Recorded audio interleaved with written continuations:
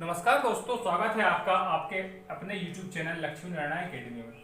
दोस्तों, इससे पहले की कक्षाओं में हम लिंग और वचन काफ़ी विस्तार से देख चुके हैं और उसी क्रम में जैसा कि मैंने आपको बताया था, जब हमने विकारी और अविकारी शब्दों को पढ़ा था तो मैंने बताया था कि विकारी जो शब्द होते हैं उनमें लिंग, वचन और कारक के अनुसार परिवर्तन होते हैं, जिनमें से लिंग और वचन का हम काफ़ी विस्तार से अध्ययन कर चुके हैं। तो आज हम चर्चा करेंगे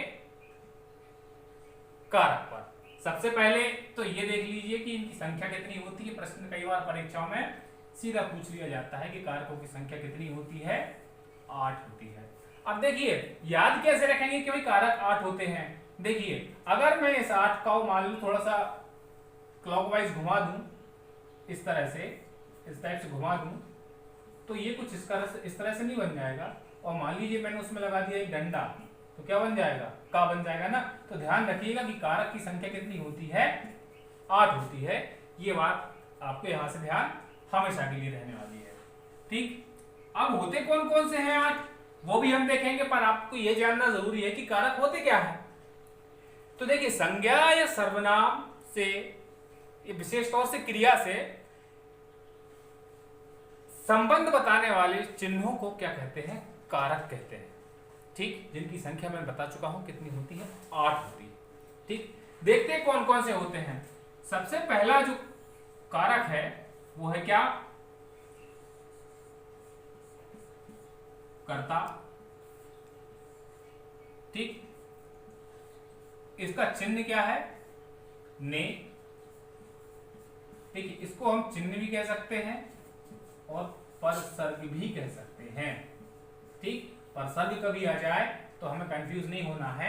हमें क्या ध्यान रखना है कि जो भी हमने कारक पढ़े हैं उसका परसर्ग या चिन्ह क्या है तो हम बता सकते हैं। ठीक है, पहला कर्ता कारक हो गया है। ठीक, दूसरा कर्म कारक है।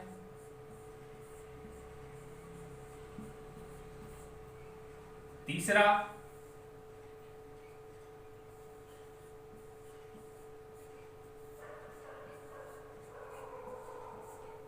से।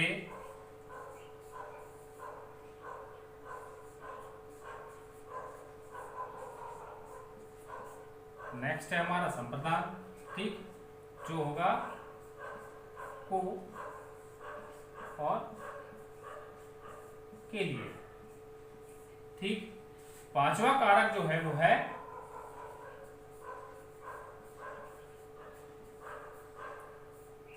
अपादान से। ठीक, अब आपको देखने में लग रहा होगा कि सर यहाँ पर भी जो है वो परसर्ग से लगा हुआ है कर्ण कारक में और अपादान कारक में भी से लगा हुआ है। तो इन दोनों में एक बेसिक डिफरेंस होता है, जिसकी चर्चा जब हम इनको विस्तार से आगे पढ़ने वाले हैं उसमें करेंगे। ठीक, अब हम देखते हैं हमारा नेक्स्ट 6th संबंध।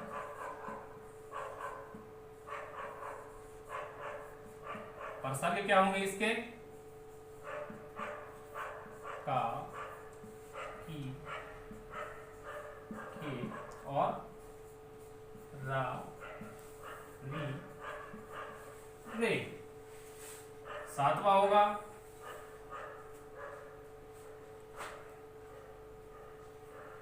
अधिकरण,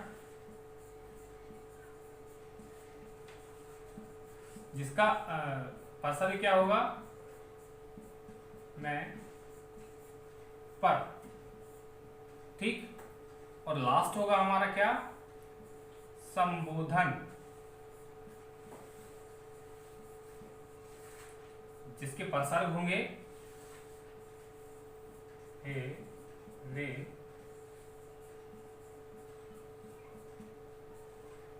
इस प्रकार के इनके होंगे क्या, परसर्ग। तो ये तो थी एक बेसिक सी जानकारी कि कारक होते क्या हैं, कितने प्रकार के होते हैं, क्या उनके परसर्ग होते हैं, किस प्रकार के चिन्हों का प्रयोग हम उनका करते हैं। अब चलिए आइए देखते हैं हम एक एक को विस्तार से। सबसे पहले है हमारा कर्ता कारक। ठीक, पहले तो यह समझ लो कि कर्ता होता क्या है।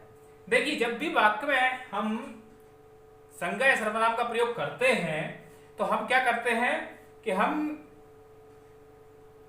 उस वाक्य में जो क्रिया हो रही है उसको करने वाला कोई ना कोई होता है, जो व्यक्ति होता है वही होता है कर्ता। फॉर एग्जाम्पल से समझिए, जैसे मान लीजिए राम ने फल खाया,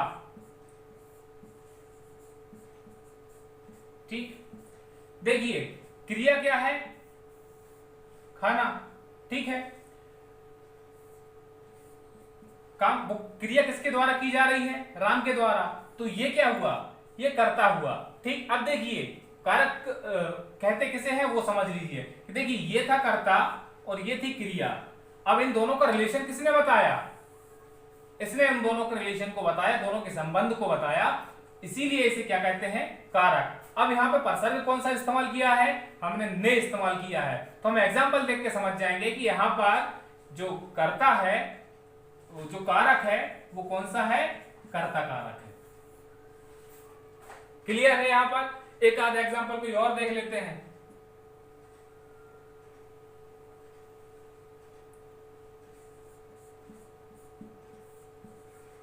मां ने मुझे डांटा, तो देखिए यहां पर भी स्थिति वही है, ठीक। हमें सीधा सा एक चीज देखनी है वाक्य के अंदर, वो क्या है, ने। देखिए ये सारी चीजें इसलिए भी जानना आपको बहुत जरूरी है कि जब कभी हम वाक्यों की शुद्धि या अशुद्धियां चेक करते हैं तो लिंग, वचन और कारक के अनुसार भी हमें देखना पड़ता है कि कई बार ऐसा तो नहीं है कि जो परसर्ग है वो गलत इस्तेमाल कर दिए हो। तो जब वाक्यों की शुद्धिकरण की बात आती है तो इन चीजों का आपको ज्ञान होना जरूरी है। देखिए यहां पर स्पष्ट समझ में आ रहा है कि कौन सा कारक है, कर्ता कारक है। क्यों, क्योंकि ने परसर्ग का इसमें इस्तेमाल किया है। फिर वही बात मैं दोबारा से बोलूंगा कि रिलेशन बताने का काम करते हैं कारक। यहां तक आपको समझ में आ गया होगा। चलिए नेक्स्ट देखते हैं। दूसरा आया कर्म। तो देखिए इसका परसर्ग क्या देखा था हमने, हमने इसका परसर्ग देखा था, ठीक। अब देखिए कि वहां पर तो जो संज्ञा थी या सर्वनाम थी वो खुद क्या था, कर्ता था, क्योंकि काम क्या किसके द्वारा किया जा रहा था, उस संज्ञा या सर्वनाम के स्वयं के द्वारा काम किया जा रहा था। अब बात क्या किसकी कर रहे हैं, हम कर्म की बात कर रहे हैं। तो देखिए एक बात ध्यान रखिए कि जब भी क्रिया होगी तो उस क्रिया को करने के लिए जो एफर्ट लगाते हैं हम, वो कहलाता है कर्म, ठीक। जैसे मान लीजिए एग्जाम्पल हमने लिखा, राम को मत डांटो। अब देखो पहले तो पहचानने की अगर बात करें तो हमें स्पष्ट पता चल रहा है कि यहां पर हमने किसका प्रयोग किया है, को चिन्ह का प्रयोग किया है, को परसर्ग का प्रयोग किया है, इसलिए यहां पर जो कारक होगा वो कर्म होगा, ठीक। क्यों, क्योंकि यहां पर प्रभाव किस पे पड़ता है, कर्म पे पड़ता है ना। अब हमने इससे पहले जब एग्जांपल देखा था, जब हमने कर्ता कारक देखा था, तो हमने एग्जांपल लिया था क्या, राम ने फल खाया। ये एग्जांपल हमने पहले लिया था, ठीक है। अब दोनों में अंतर समझिए कि अंतर क्या है। पहली चीज तो ये इनके परसर्गों का अंतर हो गया, ठीक है। अब यहां पर अगर बात की जाए तो देखिए यहां पर इंपॉर्टेंट वाक्य में क्या दिख रहा है, कर्ता दिख रहा है, और यहां पर अगर देखोगे तो इंपॉर्टेंट क्या चीज दिख रही है, डांटना दिख रहा है, ठीक है ना। जब डांटा जाएगा तो क्या होगा, कर्म होगा, इसीलिए यहां पर क्या है, कारक कौन सा है, कर्म कारक है।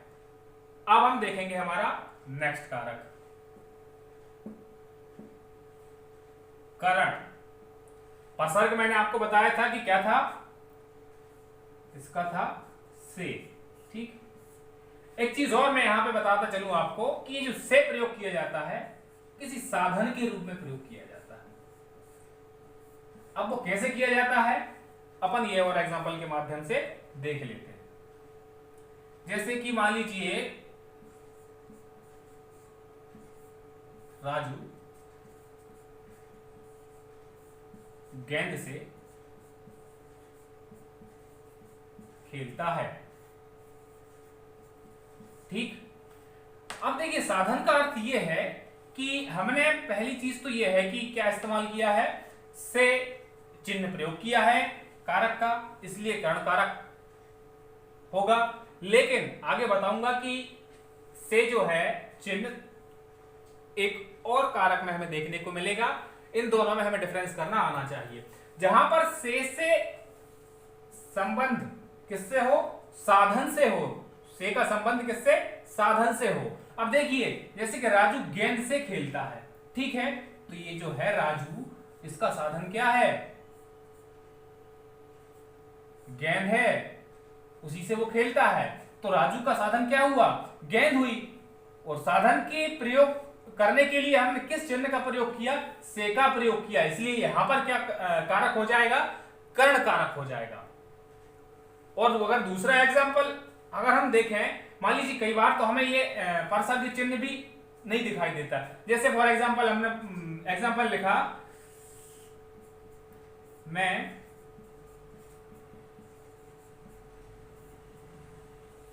आंखों देखी बात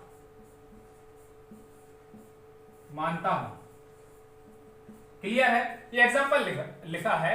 अब मान लीजिए देखिए यहां पर हमें परसर्ग दिखाई नहीं दे रहा है, लेकिन यहां पर एक शब्द इस्तेमाल किया गया है, आंखों देखी, ठीक है, तो यहां पर जो है वो परसर्ग छुपा हुआ है, आंखों से देखी।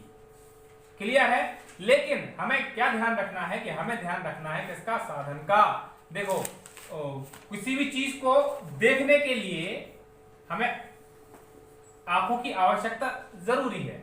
क्लियर है, तो देखने के लिए हमें क्या साधन चाहिए, आंखें चाहिए, तब तो हम देख पाएंगे। तो कहने का अर्थ यह है कि जब भी से कंफ्यूजन हो तो पहले ये नोट करिएगा कि हमें क्या देखना है, अगर साधन है तो क्या होगा, कर्ण कारक होगा। यहां तक आपको समझ में आ गया होगा। चलिए हम देखते हैं हमारा नेक्स्ट कारक। नेक्स्ट है हमारा संप्रदान कारक। तो देखिए संप्रदान कारक के परसर्ग की बात करें तो क्या होंगे, को और के लिए। ठीक, मेन चीज समझने वाली यह है कि जब किसी वाक्य में संप्रदान कारक की उपस्थिति होती है, ठीक, तो हमें इस प्रकार के परसर्ग चिन्हों का प्रयोग उस वाक्य में मिलता है। इसके अलावा भी के वास्ते, के निमित्त,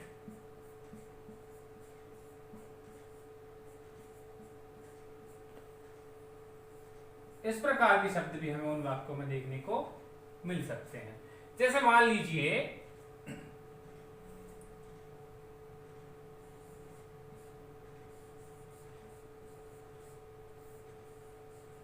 श्याम के वास्ते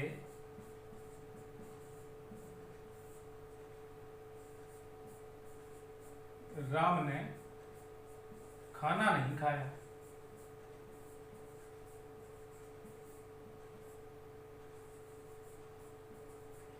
कहने का अर्थ यह है दोस्तों कि देखिए ये जो सारी की सारी चीजें हैं वो किस उद्देश्य को लेकर हम इस्तेमाल कर रहे हैं, वो है समझने वाली बात। एग्जाम्पल हमने देखा, श्याम के वास्ते राम ने खाना नहीं खाया, मतलब कि अगर हम इसके वास्ते को हटा भी देंगे और अगर हम इस्तेमाल कर लें क्या, के लिए, तब भी वाक्य के अर्थ में कोई भी परिवर्तन नहीं आएगा। हम बोल सकते हैं कि श्याम के लिए राम ने खाना नहीं खाया।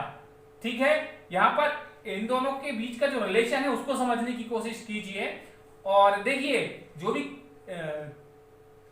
कर्ता द्वारा काम किया जा रहा है उस काम में एक निमित्त छुपा हुआ है, एक उद्देश्य छुपा हुआ है। उस उद्देश्य को आप पहचानेंगे तो आप स्पष्ट रूप से समझ जाएंगे कि जो कारक होगा वो हमारा संप्रदान कारक होगा। क्लियर है? चलिए नेक्स्ट देखते हैं हम। ये है सबसे महत्वपूर्ण मैंने इसलिए कहा क्योंकि इसका जो है परसर्ग वो क्या है, से। हमने कर्ण में भी से परसर्ग पढ़ा था, लेकिन यहां पर जो से है वो अलगाव के लिए प्रयोग किया जाता है। खास बात यही है इस कारक की, किसके लिए प्रयोग किया जाता है? अलगाव के लिए। ध्यान रखना इस बात का, अलगाव के लिए प्रयोग किया जाता है। अलगाव का मतलब होता है अलग होना। अब देखिए अलग कैसे होंगे? अलग हम दूरी के माध्यम से भी अलग हो सकते हैं, किसी स्रोत से भी अलग हो सकते हैं, ठीक है, किसी ईर्ष्यावश या जलनवश भी हम क्या कर सकते हैं? से का प्रयोग कर सकते हैं। ठीक, अब कैसे कर सकते हैं? देखिए मान लीजिए पेड़ से पत्ता गिरा, ठीक, देखिए करण की बात भी हम साथ में करते चलते हैं। इसका भी हमने पर्सन में क्या देखा था? से देखा था, ठीक, इसका पर्सन भी हमने से देखा था और से यहां भी है, ठीक। अगर हम करण की बात करें तो आप ध्यान रखिएगा कि हमने करण में भी क्या पढ़ा है? से प्रसर्ग पढ़ा है। लेकिन ध्यान रखने वाली बात यह है कि इसमें हमने किसका प्रयोग किया था? क्या बात ध्यान रखी थी? हमने साधन को महत्व दिया था। मैं दोनों आपको इसलिए बता रहा हूं कि आपको हमेशा का कंफ्यूजन खत्म हो जाए। क्लियर है? यहां पर जो से है वो हमने साधन के लिए प्रयोग किया था, जैसे हम इससे पहले हम देख चुके हैं। अब हम बात कर रहे हैं अपादान कारक की। तो अपादान कारक में जो प्रसर्ग से इस्तेमाल किया जाएगा वो किसके लिए प्रयोग किया जाएगा? अलगाव के लिए प्रयोग किया जाएगा। अलगाव किस किस बेस पे हो सकता है वो चीजें आपको ध्यान रखनी है। जैसे मान लीजिए कोई दूरी है, ठीक, कोई स्रोत है। अब इनके पहले एक एग्जांपल आप देख लो। जैसे मान लीजिए मैंने एग्जांपल अभी लिखा था कि पेड़ से पत्ता गिरा, पेड़ से पत्ता गिरा। तो देखिए एग्जांपल में हमें किसी प्रकार का साधन देखने को नहीं मिल रहा है, भले ही प्रसर्ग हमने से इस्तेमाल किया है। हमें यहां पर क्या दिख रहा है कि पेड़ से पत्ते का क्या हुआ है? अलगाव हुआ है। इसलिए जो कारक होगा वो अपादान होगा। क्लियर है?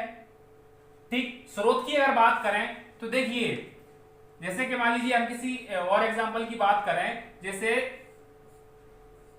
गंगा गंगोत्री से निकलती है, से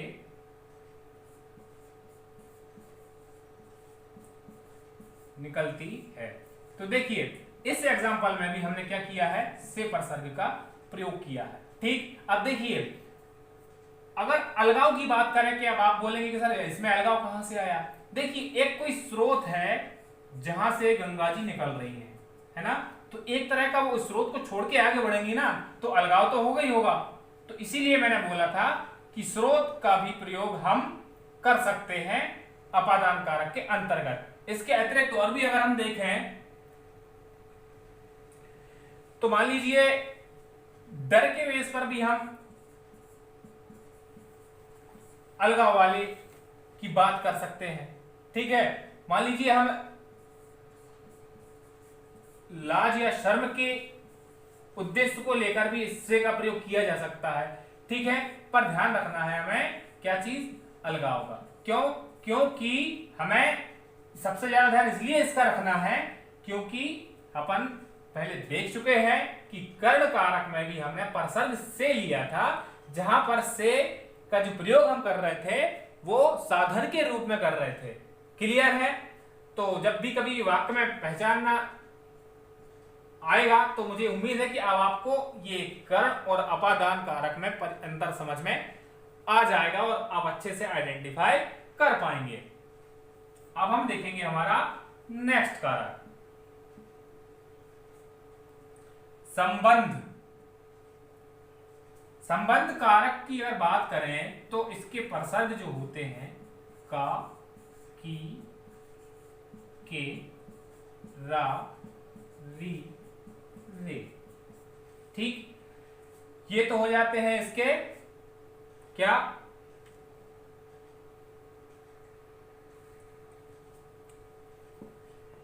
नेक्स्ट है हमारा संबंध कारक। जिसके प्रसर्गों की चर्चा हम सबसे प्रारंभ में कर चुके थे कि का, की, के और रा, री, रे। देखिए संबंध कारक के बारे में अगर बात करेंगे तो पाएंगे कि दो चीजें होंगी, है ना, या दो वस्तुएं होंगी, दोनों के बीच का रिलेशन बताएगा जिसे हम कहेंगे संबंध कारक। ठीक, ये पहली हो जाएगी, ये दूसरी हो जाएगी। एग्जाम्पल देखिए, आपको सब समझ में आ जाएगा। जैसे मान लीजिए मैंने लिखा राजेश, मानिए ऐसा लिख दीजिए कि यह राजेश का पुत्र है। तो देखिए मैंने बोला कि दो चीजों के बीच में रिलेशन बताएगा, ठीक है। जिस किसी के बारे में बात की जा रही है वो किसका पुत्र है? राजेश का। समझ में आई बात? और अगर प्रसर्ग देखेंगे तो हमने का इस्तेमाल किया है। ध्यान रखने वाली बात यह है कि दो चीजों के बीच में रिलेशन बता रहा है, ठीक है ना। किसका पुत्र है? तो उनका राजेश का पुत्र है, ठीक। तो ये जो है ये क्या कहलाएगा? संबंध कारक कहलाएगा। एक एग्जांपल देख के और हम समझते हैं कि मान लीजिए मैंने लिखा कल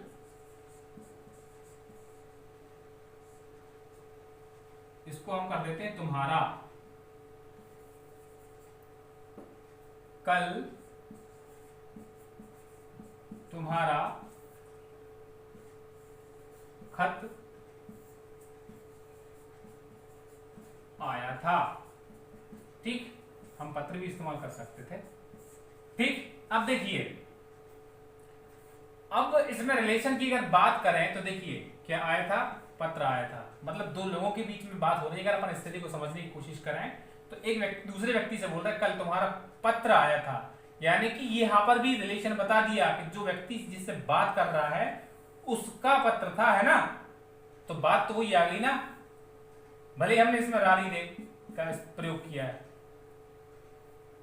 तो कहने का अर्थ यह है कि दो के बीच में जब रिलेशन बताया जाएगा तब क्या होगा? संबंध कारक प्रयोग किया जाएगा।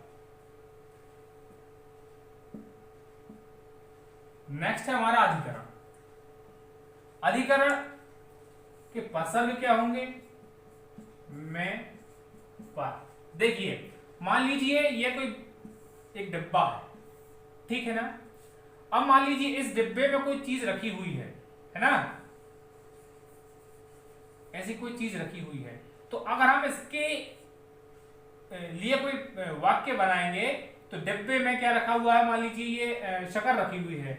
मान लीजिए हमने एग्जांपल लिखा कि डिब्बे में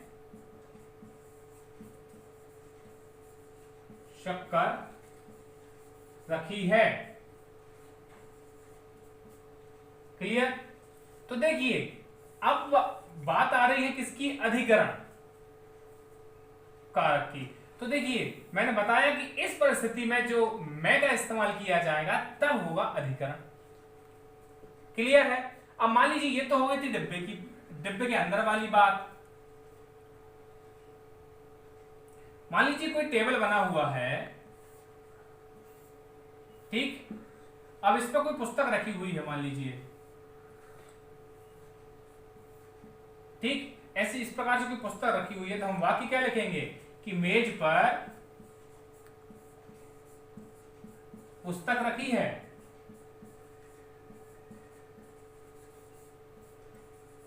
कहने का अर्थ यह है कि जब भी हमें किसी स्थान विशेष में या किसी स्थान विशेष पर कोई चीज रखी है या कोई है, इस प्रकार के जब रिलेशन हमें देखने को मिलते हैं तब वहां पर अधिकरण कारक होता है। जैसा कि मैंने बताया आपको, मैं और पर किसी स्थान विशेष के लिए प्रयोग किए जाएं, मतलब हमें वही देखना है कि किसी सरफेस के ऊपर रखी है या किसी सरफेस में रखी है।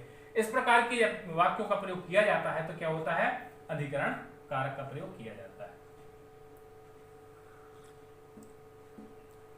नेक्स्ट है हमारा संबोधन। क्या है? संबोधन। इसके पश्चात हमने देखा था हे रे कहो। देखिए क्या होता है, संबोधन का मतलब क्या होता है कि जब हम किसी को बुलाते हैं या किसी से बात करते हैं तो हम उसका सम्मान करने के लिए या उसको उस बात को जोर देने के लिए हम कुछ संबोधन का प्रयोग करते हैं। जैसे मान लीजिए कोई व्यक्ति दूर खड़ा हुआ है, ठीक है ना, तो हम बुलाएंगे कि अरे भाई। स्पष्ट पता चल रहा है कि कोई किसी को बुला रहा है। यहां पर जो कुछ भी सेंटेंस आप चाहो तो इस्तेमाल कर सकते हो। जैसे मान लीजिए हे राम जो हुआ, ये भी क्या है, एक प्रकार का संबोधन ही है। क्लियर है ना। इसके लिए अगर मैं बात करूं तो पहली चीज तो यह है कि हम बुलाने, किसी को चिल्लाने, मतलब चिल्लाने से मतलब ऐसा नहीं कि डांटने से, चिल्लाने से मतलब ये है कि चिल्लाना किस लिए जा रहा है, बुलाने के लिए चिल्ला जा रहा है, ठीक है। किसी को पुकारने के लिए इस्तेमाल किया जाए जिन शब्दों का, इस प्रकार के शब्दों का। दूसरी चीज यह है कि विस्मयादि बोधक भी उनके साथ हमें देखने को मिलेगा। वहां पर क्या होगा, संबोधन कारक होगा। एक आध एग्जाम्पल और देख लीजिए। जैसे मान लीजिए लिखा हुआ है ए लड़की, यहां पर मान लीजिए कोई और वाक्य लिखा हुआ है, तो देखिए इससे स्पष्ट समझ में आ रहा है कि कोई किसी को बुला रहा है या बुलाने की चाह रहा है। जो भी आप समझना चाहें समझ सकते हैं, पर मेन चीज क्या है, आपको बस ये चीज देखना है कि बुलाने से संबंधित है तो संबोधन कारक होगा। और हमें विस्मयादि बोधक भी देखने को मिल रहा है, तो हम स्पष्ट रूप से समझ जाएंगे कि जो भी कारक है वो कौन सा है, संबोधन। उम्मीद करता हूं दोस्तों आपको काफी अच्छे समझ में आया होगा। यदि आपको अच्छे समझ में आया हो तो प्लीज हमें सपोर्ट करते रहिए। Thank you so much.